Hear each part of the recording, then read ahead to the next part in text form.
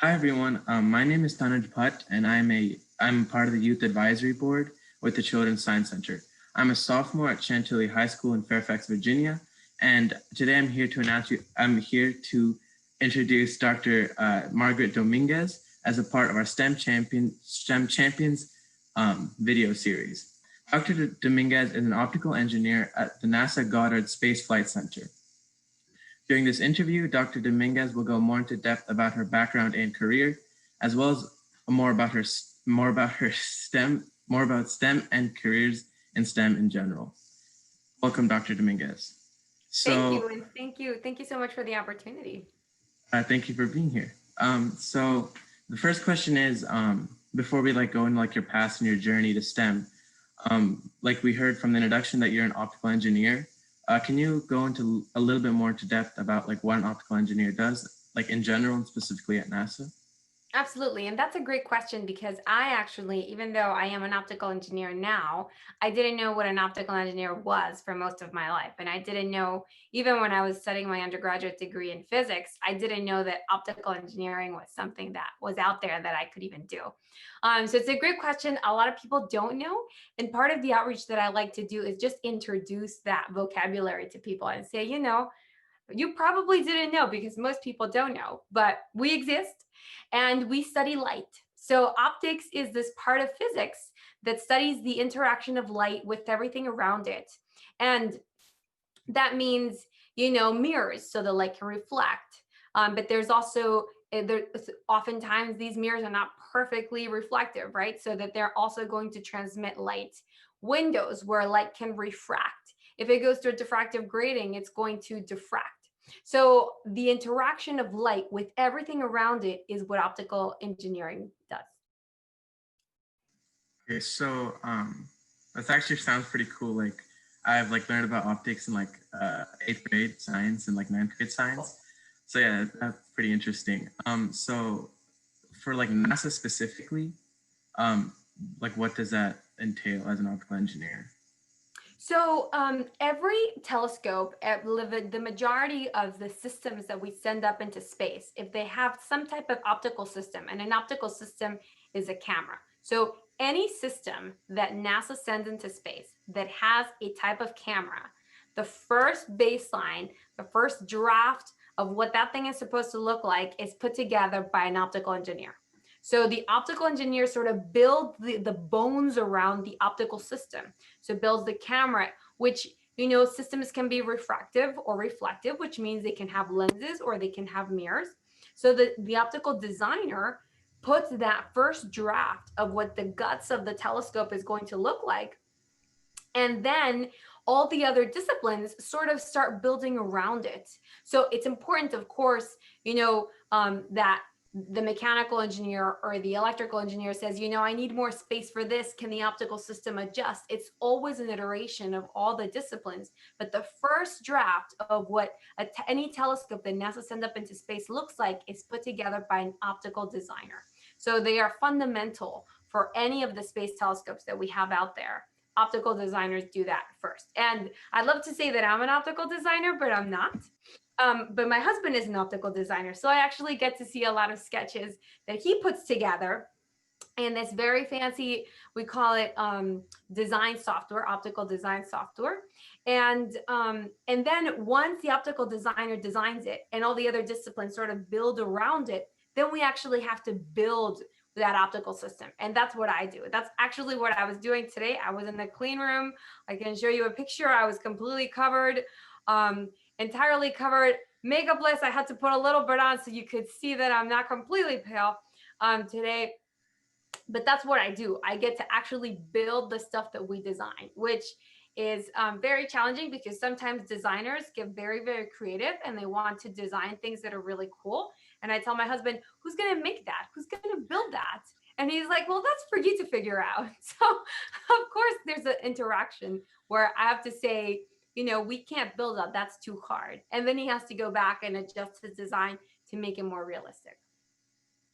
That's pretty cool that your husband is in the same field kind of. So you guys could work off each other, and that's a perfect segue to the next question. At NASA, what is your typical day?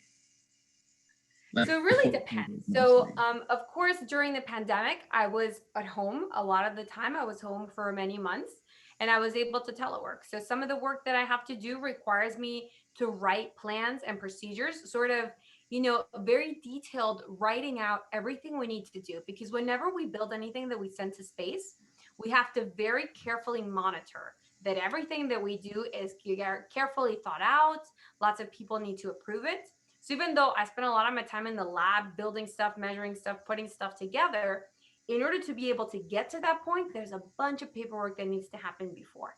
And I need to write those documents. So during the time that I was working from home, I was able to write those documents. And now that I'm gone back to work, this whole week I was working on site at NASA Goddard. I was in the lab, in the clean room from 8 in the morning till 5 in the afternoon, putting stuff together, following the plans that I spent months writing. Okay. So you just mentioned like the clean room. What exactly is the clean room in NASA?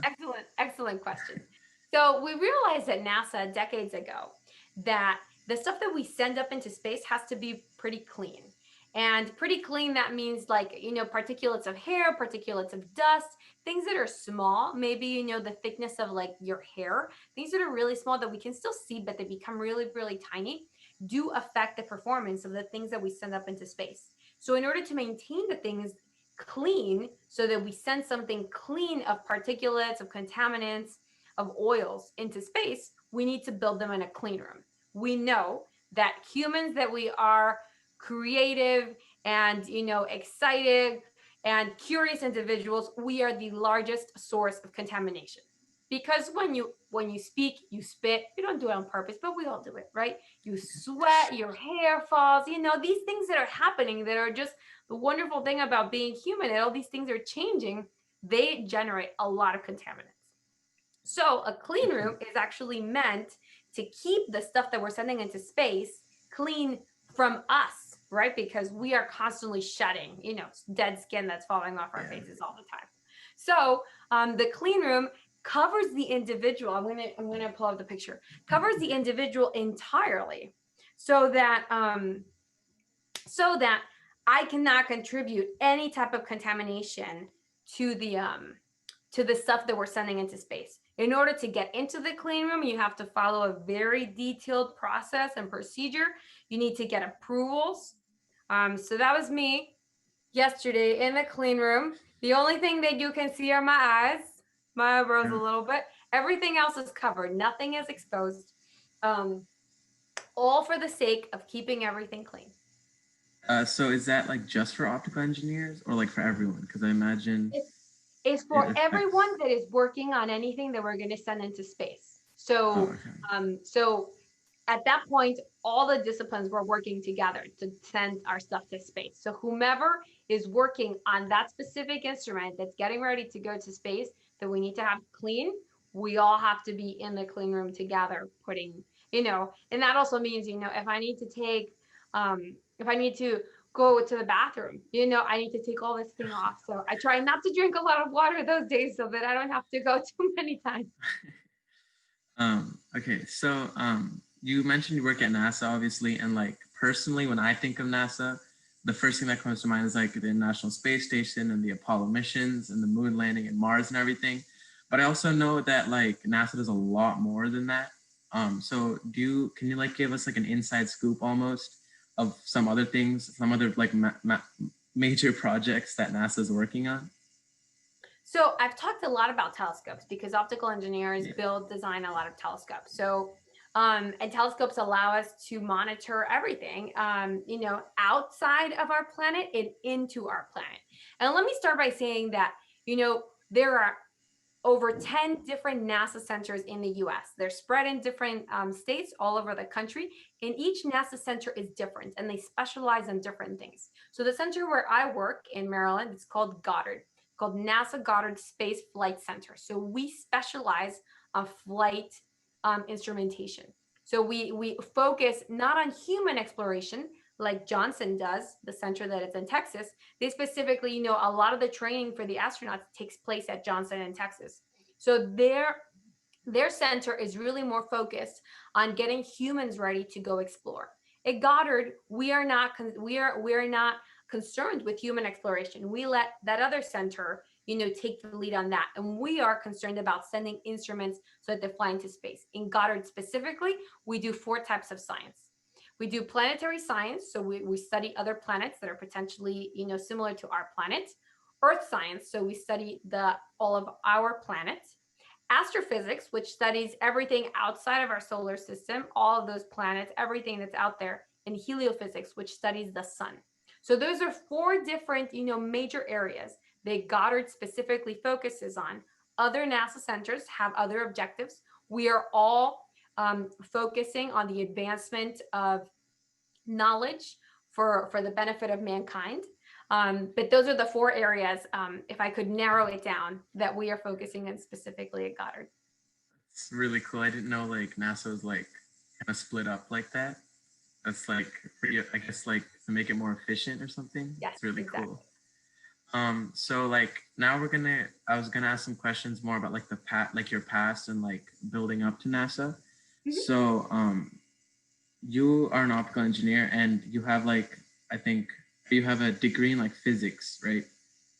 So like what was there like a pivotal event that made you like want to pursue physics, or did you just know from like a young age? Well, I think, and it sounds like you share a similar passion like me. I always really Yeah. liked math. I always really liked science. It was something that I liked, and people in my family, the rest of my sisters, my parents, they didn't like that. So some people, we sort of just have that, right? Some people, we just like certain things. And because I liked math, I was good at math. And that's also something that's not true for everybody, right? Different people, that's a wonderful thing about being humans. Different people have different attributes. I couldn't sing, to save my life. And, that's why we have different professions, because everybody is good at different things and we all complement each other. So I was always really good at math. I loved math. And it just made sense that I would continue developing my professional career into something that was math related, because I was good at it. I enjoyed it. And it felt like that was the right thing. In physics, I sort of felt like where I could just sort of have everything, have this natural science that would encompass everything. And then later on for graduate school, I would be able to sort of pick one thing to specialize. Even when I studied physics, like I mentioned before, I didn't know that this optical engineering thing existed. It was only after I did my internship at NASA that I was like, there's an optics branch, there's an optics department, people do optics. And then I was like, I'm hooked. I need to study optics now. So like, so optics was like pretty like late in your like college life, I guess, if that's the term. Absolutely. So Absolutely. okay, that's actually, I guess, kind of like encouraging almost, that if you don't know what you're doing now, you're still fine. Absolutely. You don't have to know, right? You can sort of have like a general idea and you just keep going, keep being good, keep working hard. And these doors start to open where you're like, wow, I didn't know that that was a thing. I didn't know that I would enjoy it. And definitely, doing internships, talking with people that are doing different things, that opens the door to new experiences. And that helps you figure out, what works for you. So what was your internship at NASA like? Like, what was it about, and like what you experienced there? So it was the first time. So there were lots of things that went into my first internship at NASA. It was the first time I left home. So I had born and raised in Mexico, and I was living with my parents, and I'm the oldest of 4 sisters. So when the opportunity came about, and of course, when I applied to the NASA internship, I never thought I was going to get it, right? I was like, it's free, so I'm going to apply, right? I'm only going to waste some hours of my time, and I get to apply to NASA. And I'm thinking, nobody knows my university, Universidad de las Americas Puebla. Like nobody at NASA has heard about it. I know it. So I said, why are they going to pick me? And I think that's part of the challenges when I talk to people, about what they want to do. Part of the thing that is important that we all have to recognize and say, even though we have doubts and we're like, they're never going to pick me, we really have to sort of take that leap and say, it doesn't matter. I'm still going to try it because that's what I want to do. So I reached out, I applied, I got accepted. And it's this ridiculous thing that I was going to get accepted. So I figured out where to live. I moved here for the summer and it was awesome and I loved it. And I was there all the time. I would get there really early. I would leave really late.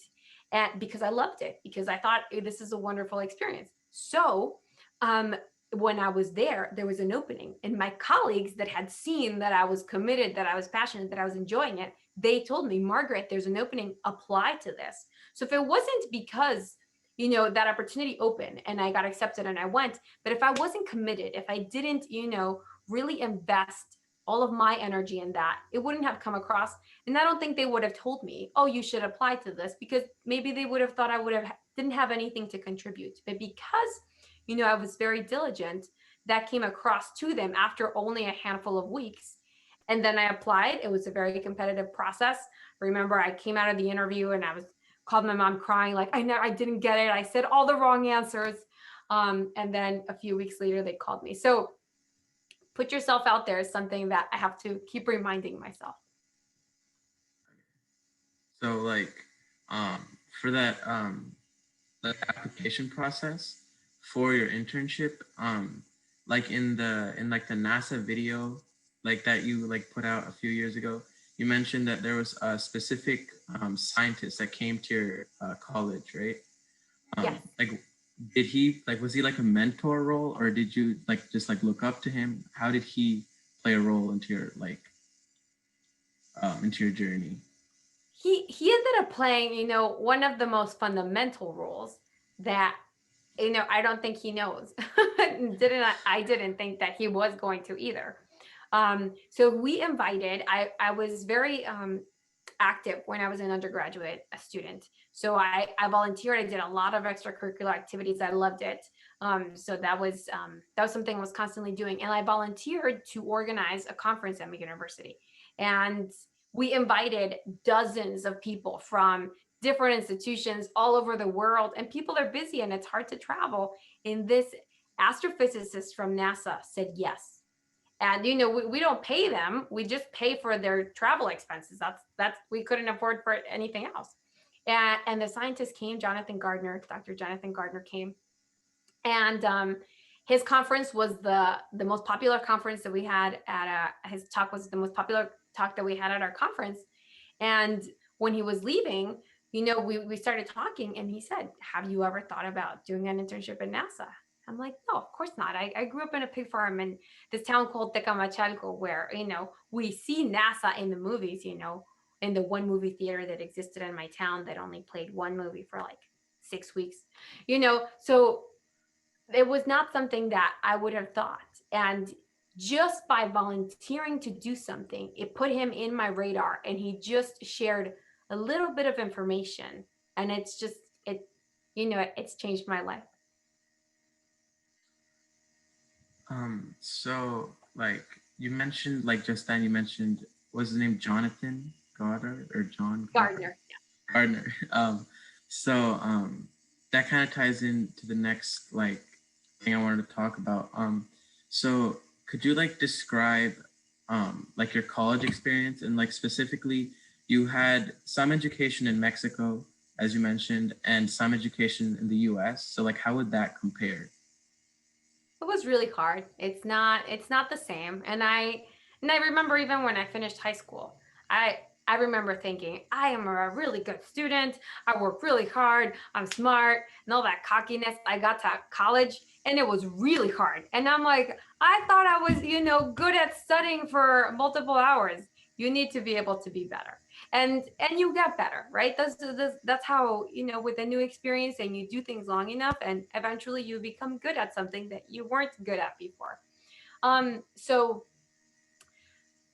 it was hard. It was hard when I transitioned from going from Mexico to the United States. But again, I applied, the opportunity was open. They saw potential. They offered me a full scholarship. If I had to pay anything to be able to study in the US, I wouldn't have been able to do it because it would have been just too expensive.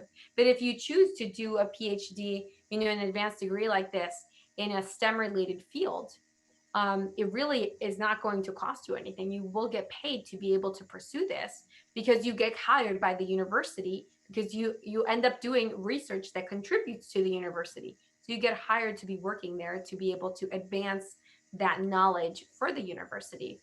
It was hard, but I love optics, and I didn't know that I would, but I do. So even though it was challenging, even though that in doing a PhD is also commitment. So you have to be ready to commit for a number of years. So even though that took a long time and it was hard, it was worth it. So like we've all heard like PhDs. Like personally, I think that's like the coolest thing if you're like that into something, and like you can get like a high of a degree in it. But can you kind of like go more into depth into like what the PhD process is? Because I know it's not just studying. There's also like research involved and stuff. So yeah, could you just go a little bit more into depth about that? Absolutely. So, and I think that's one of the more fundamental differences between doing a master's and doing a PhD. So, in order to obtain a PhD, you have to develop something unique. So, in order to be able to achieve that, you really need to be able to sort of create something new, generate new knowledge. And when you're doing a master's degree, you're taking classes, you potentially are doing some bit of research, but you're really not sort of driven by that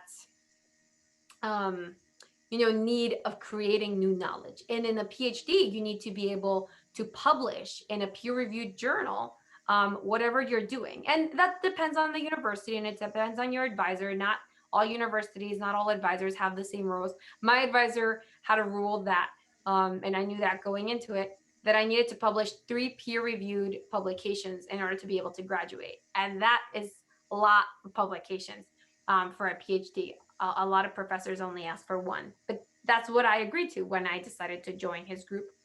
So you do research. You get paid by the university or by your professor, and you do research, whether that be doing simulations on the computer or doing experiments in the lab, verifying that things are working like they're supposed to be, and then you write a very elaborate paper that you submit to a journal, and that people that are experts in the area review, and that they oftentimes reject the papers and they say, this is not good enough, this is not relevant enough, go try again.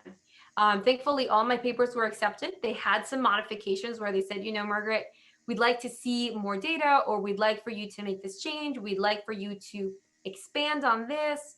But that process is a very lengthy process that can be slow. But then, of course, it's a wonderful thing when your paper gets accepted. It's like, oh my God, the best feeling. Yeah. So like as with like every like journey, kind of there's like obstacles in the way, right? So like what were some of the major obstacles that you encountered?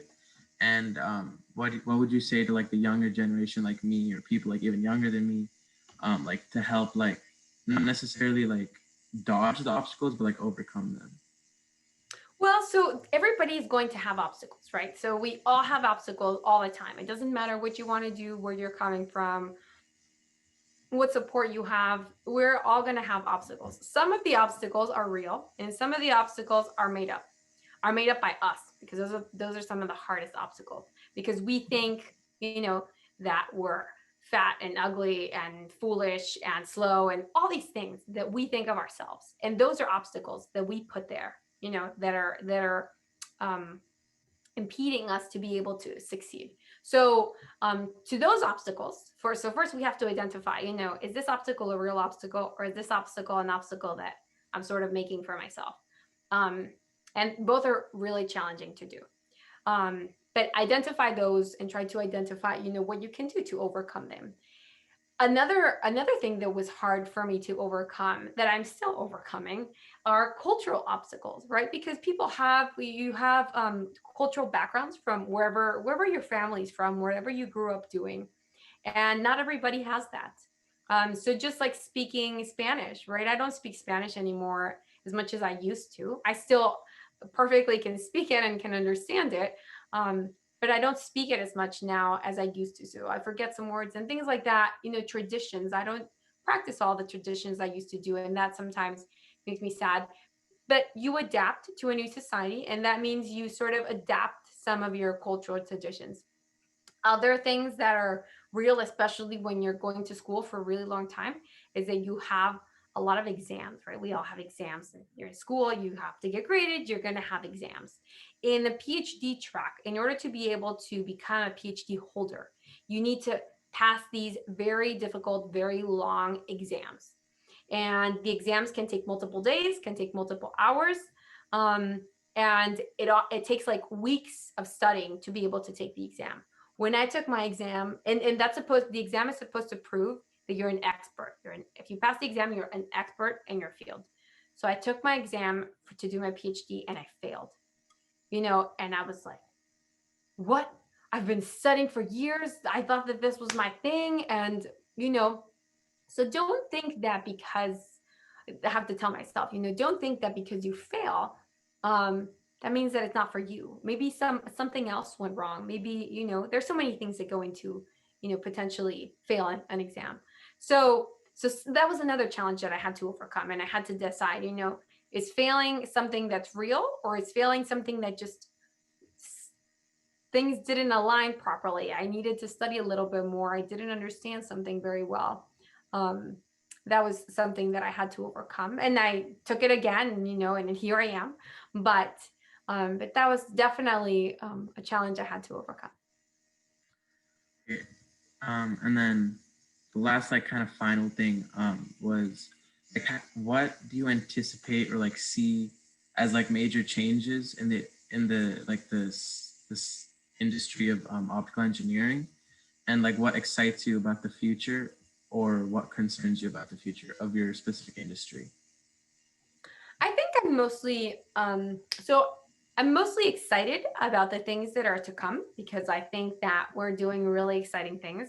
We just collected this sample from an asteroid that's going to come to our planet in 2 years, right? It's gonna take a while to get here, but that's really exciting, right? We've never collected a sample from an asteroid before, so very exciting. Next year, we're getting ready, almost about a year from now, we're getting ready to launch the James Webb Space Telescope, which is a huge telescope that's going to be 1.5 million miles away from the Earth. We have never had a telescope this big, this cold, this far away from the Earth. And we're going to put something enormous out there. The telescope essentially fits on a tennis court. It is just ridiculously big. So it's very exciting that these things are yet to come, because there are so many cool things that NASA's doing that take time to get there. We need to be patient in this process, but that are exciting. However, I am a little bit concerned, because I see that, overall, even though the world, has all these plans and all this technological advancement, we are not seeing enough people going into STEM fields, enough individuals that are choosing to become scientists or engineers. And that concerns me a little bit, because we have all this exciting science that is yet to come in the future.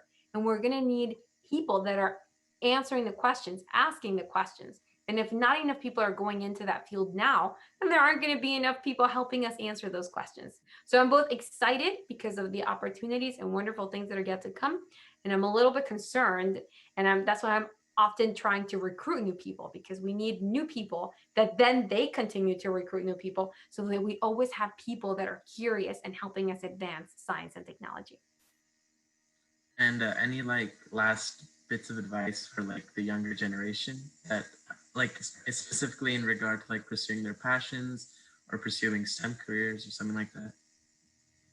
It's going to be, I guess I recommend, don't give up. And there are some days that are just going to suck, right? We all have bad days. Some days you're going to say, I don't want to do this anymore. And those are the days maybe you need to take a step back. You need to just take a break and not keep pushing it. And that's okay. And we have to be patient with ourselves. I think that's really, that's challenging. And especially now during the pandemic, I think we've all been challenged to be extra patient. So be patient, reach out for support. And support comes in many ways. Support comes, by friends, by family, by teachers, professors, mentors. Support comes in the form of financial resources. Support comes in the form of organizations that just provide you a platform so you can network. Identify, if you want to study science and technology, if you are interested in a STEM related field, reach out to people in the STEM related community and get support. Whatever resource, whatever financial, personal, mental that you may need. All of these resources are all very, very important, and they play a really important role into making us successful. So if this is what you want to do, reach out, get support, get the resources that you need. there are a ton of people that are really excited about whatever they're doing in STEM, and they want to recruit and talk to more people. So don't be shy, reach out. And you never know how far you're going to go if you don't try. All right, so I know you're a busy person. I'm not going to keep you any longer. Thank you so much, Dr. Dominguez, for being here and speaking with me on behalf of the Children's Science Center and the Youth Advisory Board. I was truly, truly an honor to speak with you. Extremely inspirational for me. I know it was inspirational, and I'm sure for everyone else who's watching. So thank you so much for being here. I appreciate the opportunity. Thank you for reaching out, for thinking about me, for considering me for this opportunity. It is my pleasure. And we'll be in touch. And if there's anything that I can do, to help anybody to, if you want to work in NASA in the near future, please reach out to me. Please let me know. I will do whatever I can to help. And for anybody out there in our Science Center community, I am here to help in any way that I can. So thank you for the invitation, and I look forward to, in the future meeting in person. Thank you so much for being here today. Thank you.